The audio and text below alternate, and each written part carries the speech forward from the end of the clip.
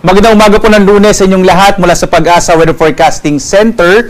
Narito ang lagay ng ating panahon ngayong July 8, 2024. Sa ating latest satellite images, makikita natin, hindi na masyadong nakaka-apekto ang Intertropical Convergence Zone or ITCZ. Base sa monitoring natin, nandito na siya sa may southern part ng Philippine Area of Responsibility. At ang prevailing weather system ngayon sa ating bansa ay yung easterlies. O ito yung hangin nagmumula dito sa may silangang bahagi ng ating bansa sa may karagatang Pasipiko. At ito magdadala ng mas malaking tsansa ng mga pag-ulan, partikular na sa may silangang bahagi ng ating bansa. Ito yung area ng Isabela, Cagayan, area din ng Aurora, Quezon, Bicol Region, Eastern Visayas at Caraga at Davao. So ito yung mga nasa may nakaharap po dito sa may silangang bahagi ng ating kapuluan. Sa ngayon nga, base rin sa ating mga latest satellite images, wala tayong minomonitor na anumang tropical cyclone, wala tayong bagyo, wala rin tayong low pressure area na inaasahan na mabubuo o papasok sa loob ng Philippine Area of Responsibility at least in the next 2 to 3 days. At kaya asahan lang natin yung mga thunderstorms sa hapon at hanggang sa gabi, kaya mainam, magdala pa rin tayo ng mga pananggalang sa ulan. Pwede rin medyo mainit pa rin yung tanghali natin dito sa malaking bahagi ng ating bansa.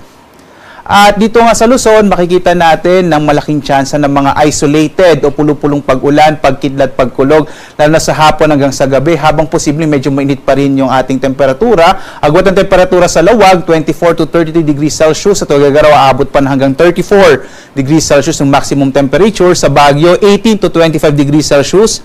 Sa Kamaynilaan, 25 to 33 degrees Celsius. Sa Tagaytay naman, 23 to 31 degrees Celsius. Habang sa Legazpi City, sa bahagi ng Bicol Region, 25 to 32 degrees Celsius. Dumako tayo sa Palawan, Visayas at Mindanao. Dito sa Palawan, inaasahan pa rin natin ang mga isolated rain showers and thunderstorms. Agwat ang temperatura natin dito sa may bahagi ng Kalayaan Islands sa 25 to 32 degrees Celsius. Sa Puerto Princesa, 26 to 32 degrees Celsius. Sa Kabisayaan naman, mga pulupulong pag-ulan, pagkilat, pagkulog ang maranasan. Mas malaking tsansa ng mga pag-ulan sa may Eastern Visayas, sa area ng Leyte, Samar, kasama yung Biliran. Ang agwat ng temperatura sa Iloilo, 24 to 32 degrees Celsius. Sa Cebu naman, 27 to 31 degrees Celsius. At sa area ng Tacloban, 26 to 31 degrees Celsius. Malaking bahagi rin ng Mindanao ay makararanas ng mga pulupulong pag-ulan, pagkidlat, pagkulog dulot ng mga localized thunderstorms. Agwat ang temperatura natin sa Zamboanga City, nasa 25 to 34 degrees Celsius. Sa Cagayan de Oro naman, sa Northern Mindanao, nasa 24 to 31 degrees Celsius. Habang sa Davao, Metro Davao po natin ay 24 to 33 degrees Celsius. Samantala, wala pa rin tayong nakataas na gale warning, kaya sa mga kababayan natin na maglalakbay sa ating mga karagatan na iligtas naman pumalaot ng mga sakyang pandagat at yung mga malilitang mga bangka sa mga baybayin ng ating bansa.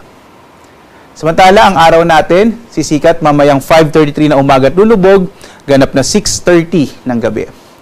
At sundan pa rin sa ating iba't ibang mga social media platforms sa X, Facebook, YouTube, gaya din sa ating website pag-asa.doc.gov.ph. Papalabas tayo ng mga thunderstorm advisories, rainfall information, mga heavy rainfall warning para malaman nyo kung posibleng magkaroon ng mga thunderstorms sa inyong mga lugar, gaano kalakas at gaano katagal.